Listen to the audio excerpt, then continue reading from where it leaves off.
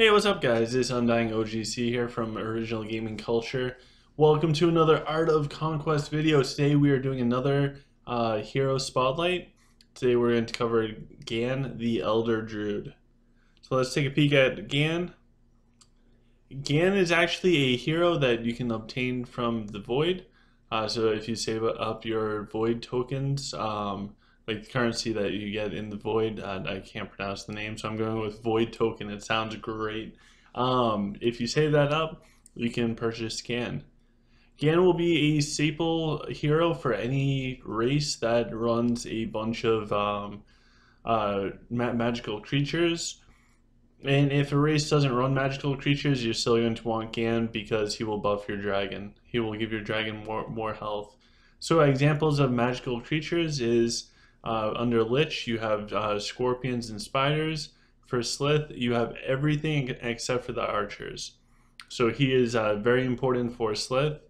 For humans, there's nothing there. For Rockin, you have the turtle. And for Dwarf, there's nothing there. However, anytime you deploy your dragon is a magical creature. After all, I mean, it's a dragon. So let's take a peek at gearing up Gan.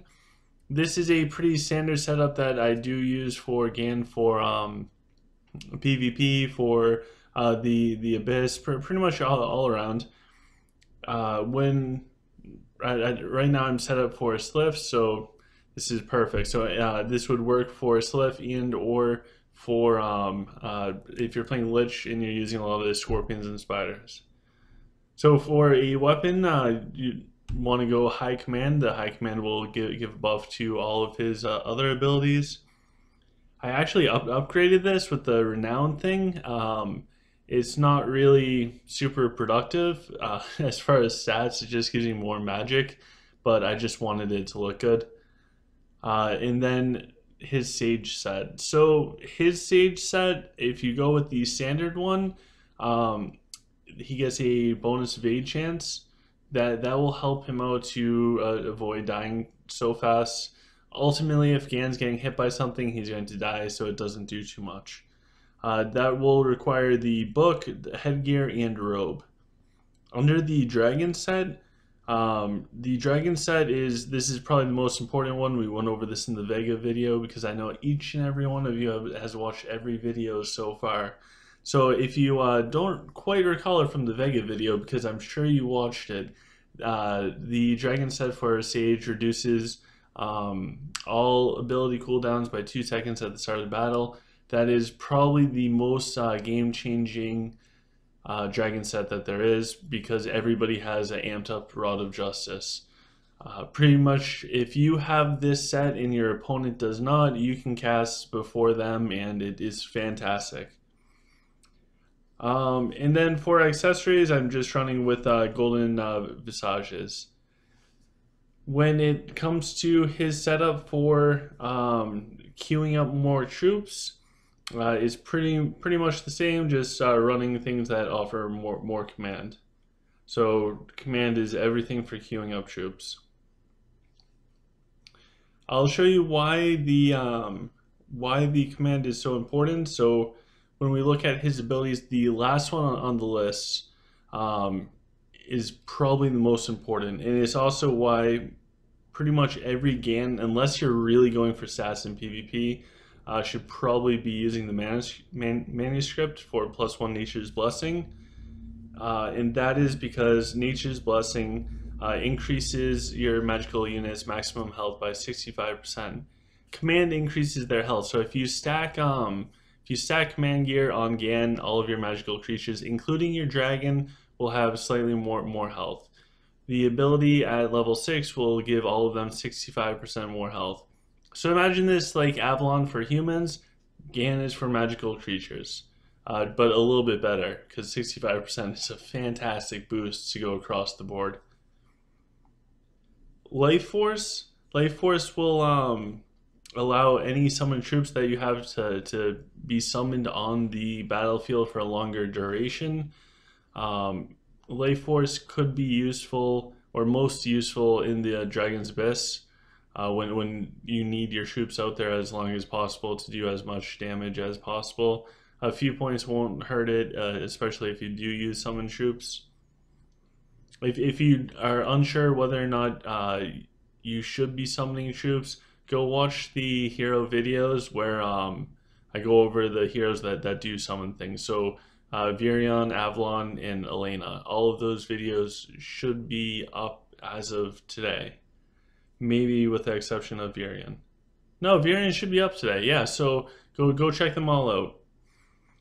Earthquake. Earthquake is a pretty awesome active ability. So if you're sieging, you can get away with doing more wall damage with this. It also, depending on your setup, will allow you to take less actual siege units to take down the walls if that's something that your race struggles with. For example, human archers, unless you have a ton of human archers, they might be a little bit slower taking down their portion of the wall compared to, say, whichever side Jax is put on. So Earthquake could speed that up, especially if you're taking losses. Where Earthquake really shines is when you are doing Dragon Abyss, Void, or PvP, and there is a section of the battlefield that you need to slow their damage output and slow their movement speed. It slows them down drastically. So say you're in Void and the dragon keeps messing you up. Put the Earthquake down near them. It's going to slow them down. It's huge in the Dragon's Abyss because you don't have any troops besides the summoned ones to keep you alive. So make sure that you at least get a few points into Earthquake. From there we have Treant Mastery. Again, this is more of a Slith thing. This does affect Tree Fathers. So when Slith first came out, there's some controversy whether or not this is worth it. I did my own personal testing on my own time to see if it is. It absolutely affects your treants, so or your Tree Fathers, so it is worth it if you're Slith.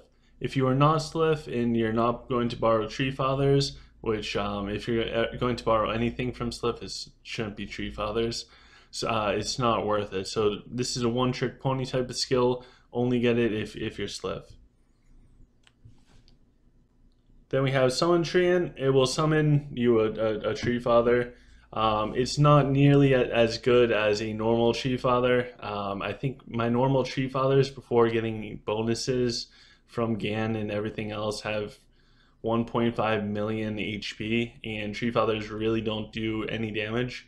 They just stand there and tank. So summoning one of these Tree Fathers is not going to do much for you if you're fighting an enemy that can gain moral advantage. You're pretty much handing them a moral boost.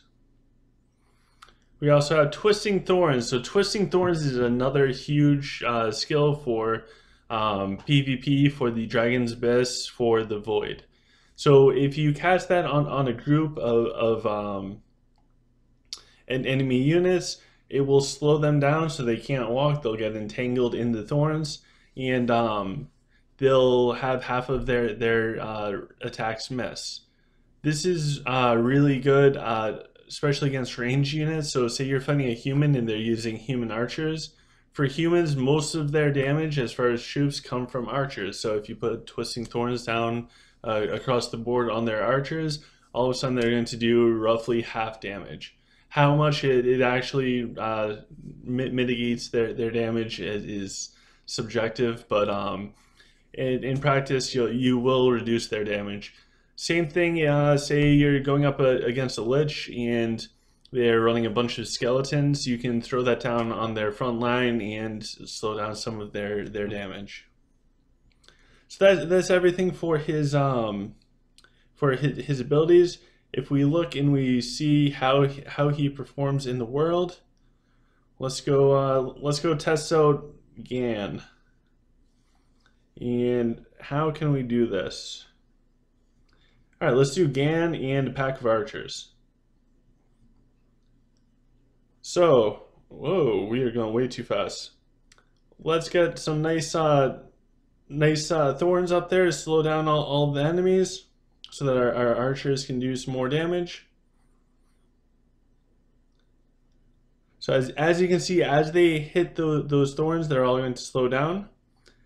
The damage from the earthquake isn't going to be anything drastic, but you can see how drastically all of those swordsmen are slowed down upon walking into that earthquake. Then it comes off, and I'm going to wipe. So that's everything that you need to know about Gan.